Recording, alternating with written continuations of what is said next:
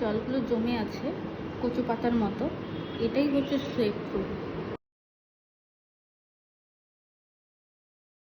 বিন্দু বিন্দু জলগুলো জমে আছে কচু পাতার মতো, এটাই হচ্ছে স্রেক প্রুফ। আজ আমরা ট্রাই করলাম বিউটি লক, সেই viral controversial makeup beauty lock. টিস্যুটাও দেখিয়ে দিস। এটা কিন্তু পাউডার পড়েনি বেশি, উইদাউট দেখা দেখা একদম এখনো পাউডার পড়েনি বেশি, বেশি কোনো পাউডার নেই। জলটাকে তুলে নিচ্ছি, দেখা ভালো করে একটু। হ্যাঁ, এই যে কোনো কালার নেই, কোনো কিচ্ছু নেই।